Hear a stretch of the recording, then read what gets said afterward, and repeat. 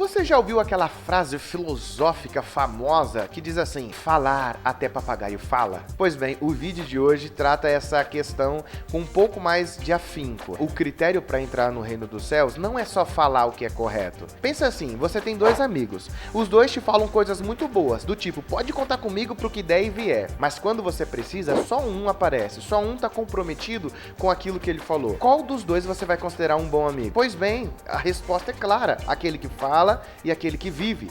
A mesma coisa é Cristo. Cristo disse que o critério para entrar no reino dos céus não é só falar, porque falar até papagaio fala, mas aquele que cumpre, que vive a vontade do Pai. Com esse conteúdo de Mateus 7, do verso 21 até o 23, eu quero destacar para você duas lições importantes. Então já vou te convidar.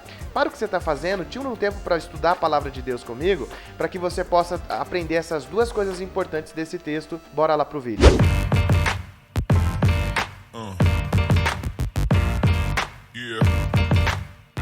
Olá, queridos! Sejam todos muito bem-vindos ao meu canal. Eu me chamo Breno Alves e esse é o espaço onde nós temos liberdade para falar sobre Cristo, para pregar o Evangelho, estudo da Palavra de Deus.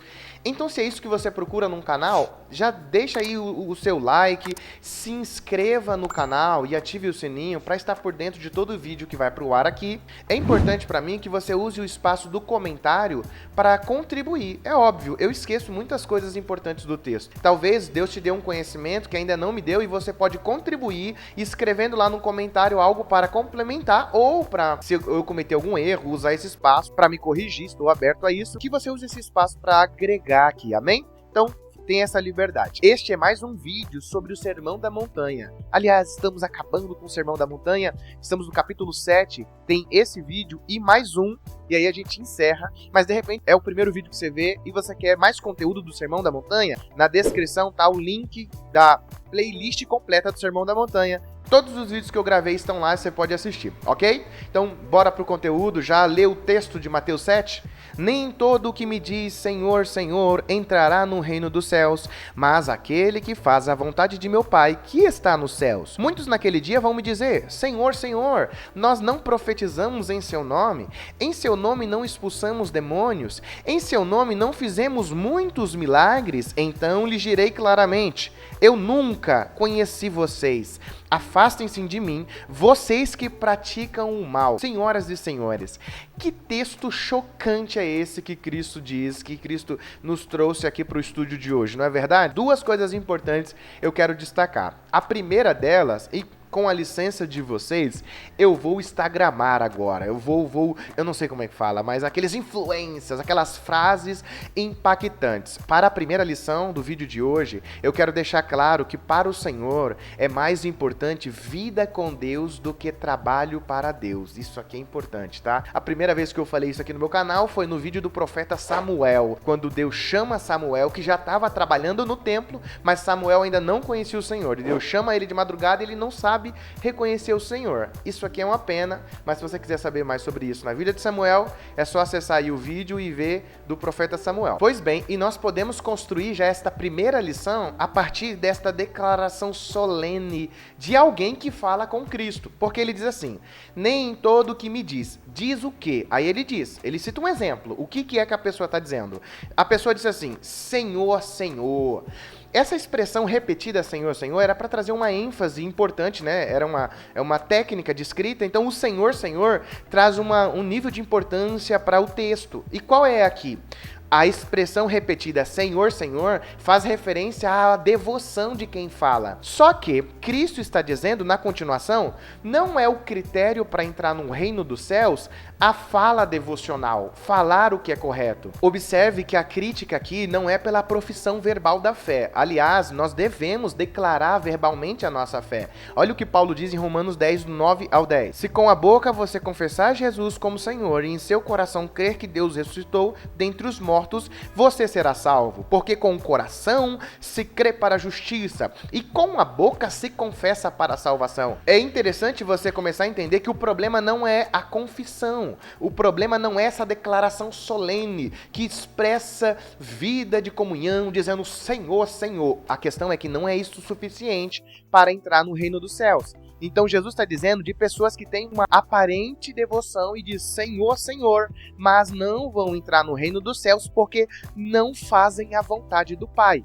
Então, ressaltando o ponto, para Deus é mais importante vida com Deus, comunhão com Deus, vidas de santidade, sincera adoração, sincera devoção do que o simples falar correto. O simples falar de uma forma que aparenta uma espiritualidade. E essa é a razão pela qual Jesus aqui rejeita essa declaração solene deste que fala Senhor, Senhor, porque não representa uma declaração genuína, sincera. Ah, Breno, como você sabe disso? Olha, para mim que sou humano é difícil, mas quem está falando é Cristo. E não se esqueça do que diz as Escrituras, que o Senhor sonda as intenções dos nossos corações. Então isso torna difícil esconder de Deus, do Senhor, do Espírito, a nossa verdadeira intenção. Então isso é um ponto interessante. Para a gente fechar esse primeiro ponto, deixa eu te lembrar que o Senhor não se impressiona com a sua fala devocional. O que o Senhor espera é que o meu coração esteja comprometido a vivenciar esta fé, da qual eu digo crer.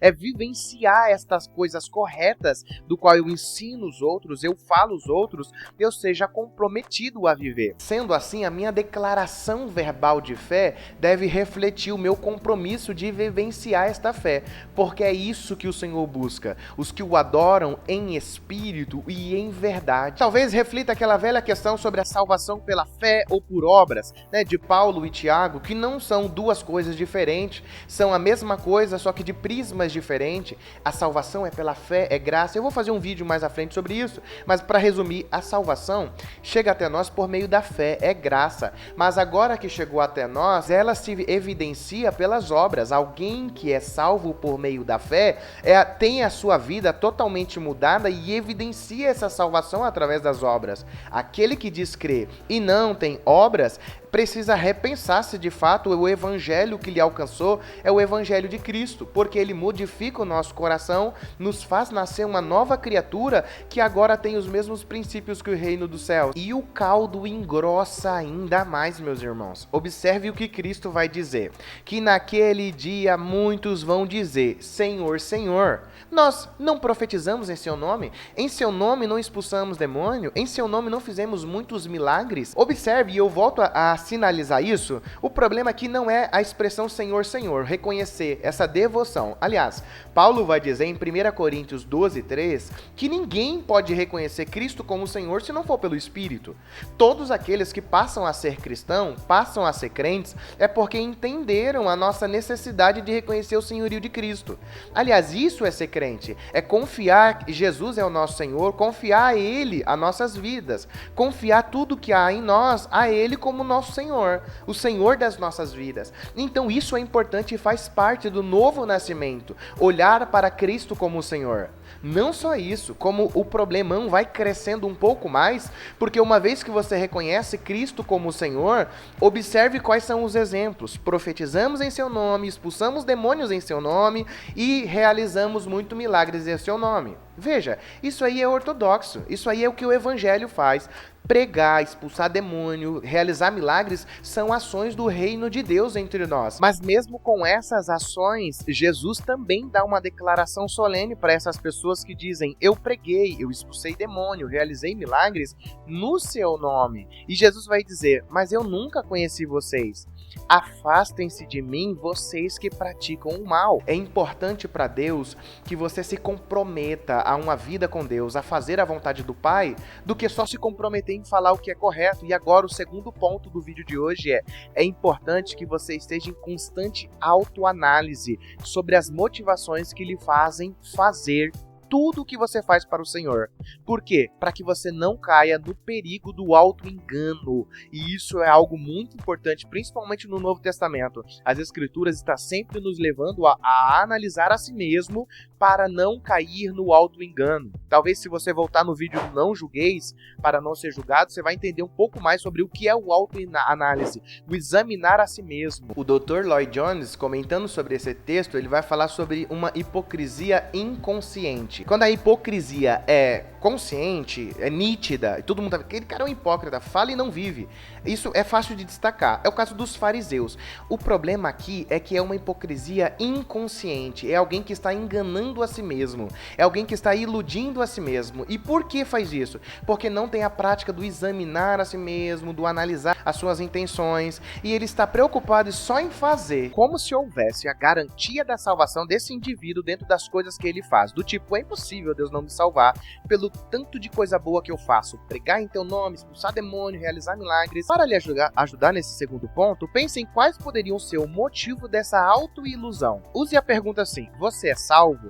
Pense na resposta. É óbvio que muita gente fica citando o texto. Eu sou salvo pela graça, isso não vem de vós, é dom de Deus. Mas pense no seu coração. Pense naquilo que realmente está no seu coração. Naquilo que realmente é uma verdade no seu coração. Nós somos salvos pela graça, ok, mas o seu coração crê nisso?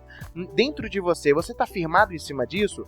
Ou você é do tipo que sabe que a sua salvação vai se concretizar pelo tanto que você faz, pelo que você prega, pelo que você expulsa, pela sua atividade? Isso fica muito evidente na vida daqueles da qual, em algum momento, Deus tira ele de toda atividade. É uma pessoa totalmente envolvida e trabalha e faz e pastoreia e lidera e prega e de repente Deus tira tudo. E aí ele vive um vazio. Não tem mais sentido a vida dele. Porque a igreja que ele liderava saiu. O ministério de pregação que estava bombando não tá mais. Os estudos que ele dava não dá mais. Ele ia para a igreja 6 vezes por semana, agora pandemia, a igreja não abre. A vida dele morre, ele perde o sentido. E é isso que Cristo está fazendo com que a gente analise quais são os motivos que podem causar ilusão em você. Você acha que é o tanto que você faz que te dá essa segurança de, não, eu sou salvo. De modo que se você não fizer nada, você sente que a sua salvação está indo por água abaixo? Cristo prioriza o seu coração. É por isso que aquela vez ele vai dizer para os discípulos que voltaram de uma jornada fantástica, de pregar, de expulsar demônio, Jesus vai dizer, mais importante, não é que os demônios obedecem ao som da voz de vocês, é o nome de vocês está escrito no livro dos céus. É o nome de vocês está no céu escrito, ou seja, é a salvação de vocês. Cristo está ajudando os seus discípulos a não cair nessa autoilusão, nessa autodecepção que vai ser você achar que já está no grupo do reino dos céus por causa da vida exemplar de pregação, de falar o que é correto, de atividade, sendo que a motivação nunca foi por causa de Cristo ou do Evangelho. E aí você vai ouvir de Deus, aparta de mim você que pratica o mal. Quanto mais você evitar o autoanálise, quanto mais você evitar o autoexame, mais você estará caminhando para isso que o Lloyd Jones chama de uma hipocrisia inconsciente. Paulo vai dizer em 2 Coríntios 13:5, examinem-se para ver se realmente estão na fé. Provem a si mesmo, ou não reconhecem que Jesus Cristo está em vocês, a não ser que já tenham sido reprovados. Ainda nesse mesmo viés de examinar, o apóstolo João vai nos fornecer alguns testes para esse autoexame, que nos ajuda a fugir dessa autoilusão, dessa autodecepção. Ele vai dizer assim, aquele que diz, eu o conheço e não guarda os seus mandamentos, é mentiroso e nele não está a verdade. Se dissermos que temos comunhão com ele e andarmos nas trevas, mentimos e não praticamos a verdade. O que João está dizendo é que isso não é possível. Você dizer, eu creio em Cristo, confio no Senhor Jesus, Jesus é o meu Senhor, e viver no pecado, na prática do pecado. Todo aquele que crê no Senhor, que é cristão, ele continua a pecar como um deslize, mas não como um modelo de vida, a prática do pecado, e é o que ele chama de viver no pecado. Bom, e se você chegou até aqui nesse vídeo, é porque de fato o Senhor quer lhe instruir quanto a esta questão. E então, não acabe esse vídeo e vá fazer qualquer outra coisa. Tire um momento de oração, e nesse momento de oração, peça que o Espírito lhe ajude a examinar a si mesmo. Faça perguntas do tipo, por que faço o que eu faço? Por que eu penso o que eu penso? No que eu acredito? Por que eu faço as coisas que eu faço na minha igreja, na minha comunhão com Cristo? Avalie a si mesmo, para que você não caia nesse ponto de achar que já está no time do reino do céu e ouvir de Jesus dizendo, eu não te conheço. Espero que esse vídeo possa abrir um pensamento, levar você a pensar e principalmente a orar. Que Deus te abençoe e até o próximo vídeo.